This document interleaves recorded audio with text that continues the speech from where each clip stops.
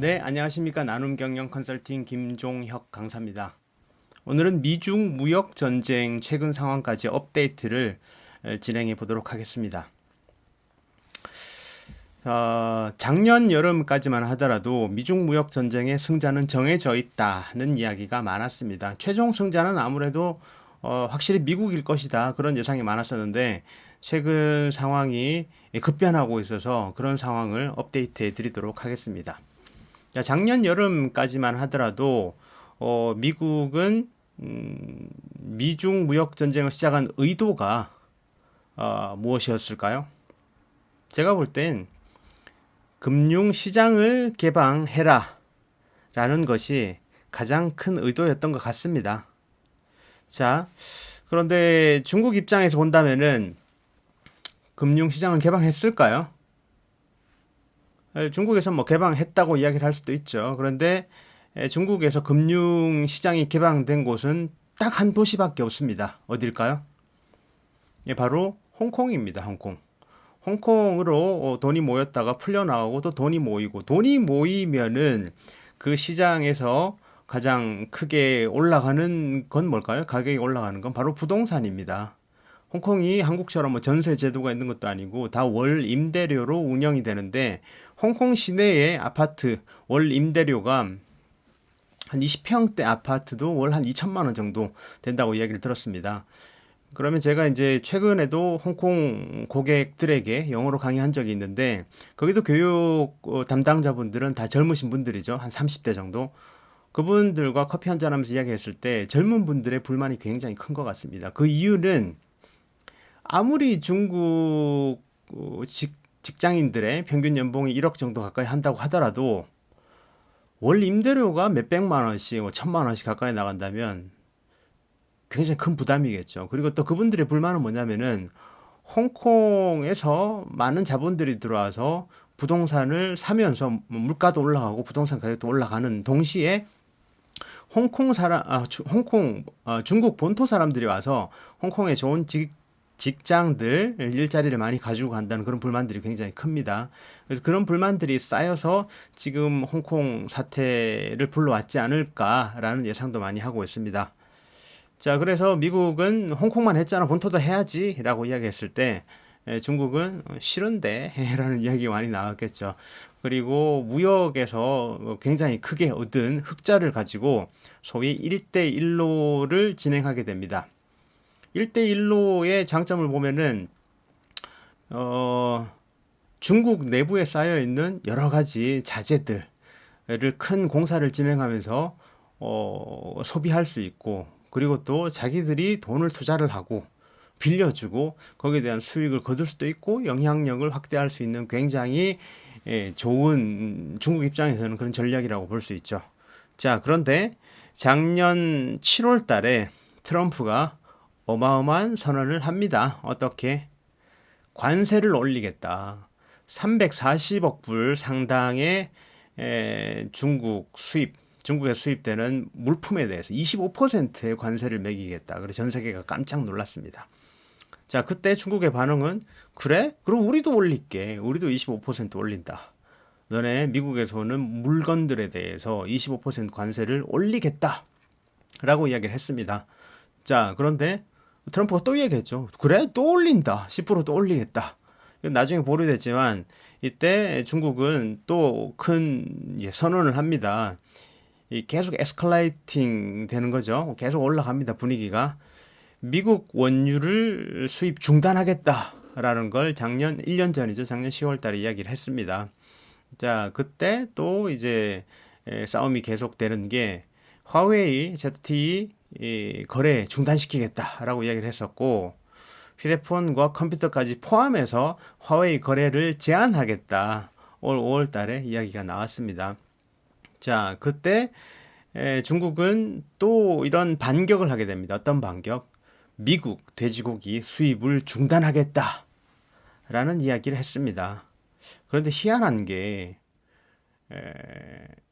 아프리카 돼지열병이 급격하게 퍼지게 됩니다. 중국에. 중국 정치인들, 특히 시진핑 입장에서 굉장히 불안한 게 중국 일반인들의 불만이 올라가면 굉장히 불안해지죠. 돼지고기 가격이 올라가고 특히나 중국 사람들은 돼지고기로 요리를 해서 많이 먹기 때문에 가격이 올라가면 불만이 쌓이고 이게 또 어떤 사태로 발생할지 모르기 때문에 굉장히 불안했을 겁니다. 자, 그때 올 6월 달부터 시작점은 단순합니다. 시작점은 홍콩인이 대만에 가서 살인 사건을 일으켜서 홍콩에서 잡혔는데 그걸 빌미 삼아서 중국에서 이제 범죄자를 본토로 인도하는 그런 법안을 상정을 시켰습니다. 자, 그럼 이제 홍콩인들은 그런 그 법안 때문에 시위가 벌어졌었고 그 시위가 이제 계속 이어지고 지금 마스크 금지 법안까지 나오고 그리고 최근에 보면 이제 그 실제로 총기까지 사용을 하고 총기에 특히 이제 젊은 학생들이 이제 피해를 입게 되고 그리고 또 최근에는 그 시체까지 발견되게 됩니다. 저는 4.19 때 최루탄을 사망했던 그런 이제 사건으로 시위가 크게 증폭됐던 그런 일도 떠오르네요. 자, 이때 미국은 또 다른 전략을 꺼내야 됩니다. 어디? 홍콩 말고 또 중국의 영린을 건드릴 수 있는 지역은 어딜까요? 바로 대만입니다. 지금까지 대만에 무기를 제대로 팔지 않았죠. 대만이 아무리 원하더라도 무기를 제대로 안 팔았는데 갑자기 대만에 F-16 66대나 팔게 됩니다. 자, 그런 사태로 시진핑 굉장히 열받겠죠. 자, 그리고 또 몰아붙입니다. 미국이 몰아붙이는 게 이번 8월 달에 3천억 불 상당의 중국에서부터 수입되는 물품에 대해서 10% 이상의 관세를 더 추가하겠다라고 이야기를 했었고, 그리고 제가 정말 놀랐던 건 뭐냐면 이번 여름에 야 중국 너 환율 조작국이라는 이야기를 했습니다. 환율 조작국은 의도적으로 자기 나라 돈의 가치를 낮추면은 수출을 더 잘하게 되겠죠. 그래서 지금쯤이면 중국 돈의 가치가 올라가야 되는데 너네가 의도적으로 환율을 조작하고 그걸로 말미암아서 자기네들 미국의 수익을 많이 가지고 간다. 그래서 너는 환율 조작국이다라고 이야기를 했는데 이때 중국이 굉장히 큰 반격을 또 하게 됩니다. 어떤 반격? 미국 농산물 수입을 중단하겠다라고 이야기를 했습니다. 이건 어떤 의도일까요? 미국 농산물 수입을 중단하겠다. 이 의도는 바로 중국과 미국의 정치 제도 차입니다. 일본이나 한국이나 미국 같은 경우에는 선거를 하기 때문에 선거가 다가왔을 때 자기가 재선이 되느냐 그런 부분들이 굉장히 중요한데 미국 농산물 수입을 중단한다는 뜻은 바로 트럼프의 지지층 지지율을 낮추겠다 이런 뜻이 되겠죠. 그래서 트럼프는 굉장히 열받게 되는 거고 트럼프가 또 공격을 했습니다. 어떻게 관세 또 올린다 너네. 1,000억 불 상당의 관세 또 올리겠다. 이번 9월 달에 이야기를 했습니다. 자, 이제 트럼프가 시간상으로 쫓기게 되는 상황 같아요. 제가 봤을 때. 왜냐면은 지금이 벌써 10월 달인데 자, 올 겨울부터 해서는 본격적인 대통령 선거 체제로 들어가는데 이때 중국에서 농산물 수입 중단이란 카드를 꺼내오고 자기는 또 이제 지금 여러 가지 우크라이나죠. 우크라이나의 그 민주당 바이든 관련된 여러 가지 일 때문에 탄핵 이야기까지 나오고 굉장히 혼란스러운 상황인데 하여튼 이때 또 다른 나라의 정치인이 나오게 됩니다. 누굴까요? 바로 아베입니다. 아베는 올해 들어서 한국에 무역 분쟁을 일으켰어요. 불화수소를 비롯해서 일부 수출하는 제품을 이제 그 제재 컨트롤하겠다 그렇게 이야기 나왔었고 이 당시에는 논란이 많았습니다. 이게 누구에게 피해가 또 돌아갈까?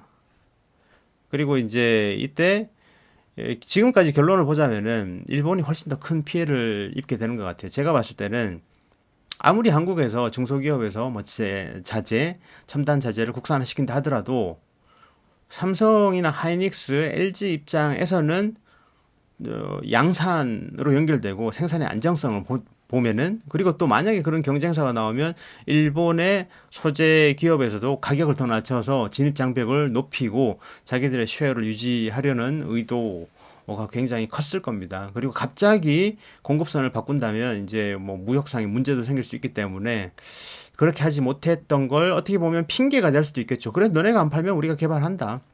국산화 시킬 것이다. 그런 것도 나왔었고 그리고 또 일본 관광을 자제를 하게 되면서 어떻게 보면 또 선거에 관련된 그런 그 의도성을 띈이라고 할 수 있나요? 그런 공격이 들어가게 됩니다. 아베의 지지층들이 많은 지역에 한국인들이 관광을 많이 갔었는데 최근 뉴스를 보면 거의 80% 90% 이상 빠지고 있기 때문에 그 사람들 지지층들의 불만도 올라오고 지금 아베 같은 경우는 굉장히 힘들 거예요. 방사능 관련된 문제도 굉장히 커지고 있고 올림픽으로 뭔가 분위기를 반전시켜야 되는데 올림픽에 대한 안 좋은 이슈들도 굉장히 많이 나오고 굉장히 하여튼 불안할 겁니다. 자, 이때 아베가 트럼프에게 어떤 제안을 했느냐? 우리가 옥수수 사드릴게요. 중국이 안 팔아도 우리가 사드릴게요. 자, 그렇게 이야기했었고, 제가 봤을 땐 이런 의도가 있었을 것 같아요. 대신 한국 말고 우리를 편들어 주세요. 라고 얘기를 했었고, 그러자마자 미국에서는 이런 의견이 나왔습니다. 한국 독도 훈련 너무한 거 아니야? 라고 얘기를 했는데, 예상외로 한국이 강하게 반응이 나왔습니다. 미국 대사를 초치를 하고, 그리고 간섭하지 말라는 이야기를 했었고, 그리고 지소미아 파기하겠다라고까지 이야기 나오니까 아마도 미국과 일본은 많이 당황했을 겁니다. 자, 이때를 기다리고 있던 외국 정치인이 또 있겠죠. 누굴까요? 예, 바로 이 친구입니다. 김정은이겠죠. 김정은이 트럼프한테 나 여기 있는데요. 라고 얘기를 했을 겁니다. 아마도. 여기 있는데요. 라고 얘기를 했는데, 자, 이건 뭐냐면은, 어, 자, 내가 당신한테 굉장히 큰 카드가 될 수 있을 것이다. 그리고 나 써먹으면 되잖아. 라는 이야기였겠죠. 날 써먹어라. 라고 이야기를 나왔었고, 그리고 이제, 바로 미국과 접촉을 해 스웨덴에 만났는데, 깜짝 놀랐던 게, 베트남에서 했던 것처럼 똑같이 북한도 그 협상을 중간에 이제 뭐 파기하듯이 중단해 버렸습니다. 어떻게 보면 이건 블러핑 같은데, 나한테 많은 걸 양보해 줘야 될 거야. 그런 의도 같아요. 앞으로는 시간이 별로 없잖아. 한두 달밖에 없을 건데, 나한테 뭔가 큰 걸 양보를 해라. 그러면 그러니 자기네들, 북한과 미국이 협상이 뭐 평화로 이끌어가는 뭐 핵 관련해서 그런 굉장히 큰 이슈로 지금까지 중국과 이런 이슈들을 내가 덮어줄게. 이렇게 나이가 큰 걸 뭔가 줘. 그런 의도가 나왔을 겁니다. 자, 그리고 여기서 갑자기 제가 이제 놀랐던 건 이번 달 들어가지고 중국이 미국 농산물 수입을 재개하겠습니다라는 이야기를 했습니다. 그랬더니 오, 트럼프가 기분이 좋아졌을 거예요. 관세 보류하겠다. 2,500불 상당에 대해서 25%에서 30% 올리는 안을 이제 보류하겠다라는 이야기를 했습니다. 홍콩은 뭐 자연스럽게 해결되겠지라는 이야기까지 덧붙였어요. 자, 이것 때문에 지금 홍콩에서 시위하는 시민들은 굉장히 열받아하고 있습니다. 시위 현장에 뭐 영국 국기도 있지만 미국 국기까지 흔들면서 미국이 좀 도와달라고 이야기를 했었고 미국 입장에서 보자면은 중국을 흔들 수 있는 굉장히 큰 무기들이 몇 가지가 있는데 전통적인 무기는 티벳의 인권 문제 그리고 또 신장 우르무치 쪽에 이제 그 사람들 그 독립 문제와 인권 문제를 들 수 있고 그리고 또 대만을 가지고 이제 그 무기도 팔고 관계도 개선시키고 이런 무기 쓸 수 있는데 홍콩도 미국이 쓸 수 있는 무기로 이제 올라왔거든요. 인권 문제 그리고 시위 탄압하는 부분들 유혈 사태를 가지고 압박을 가할 수 있는데 이제 갑자기 이제 트럼프가 홍콩 자연스럽게 해결되겠지라고 이야기를 해버리니까 홍콩 사람들 열받겠죠. 그래서 제가 봤을 때는 쿠르드족도 이제 떠오릅니다. 쿠르드족 이용 많이 했잖아요. 쿠르드족 굉장히 불쌍합니다. 제가 봤을 때 한 3천만 명 이상 되는 인구들이 영국한테 속고 이용당하고 용병으로 쓰고 또 이번에 IS에서도 정말 잘 싸워져서 IS를 이제 패퇴시키는 지경까지 왔는데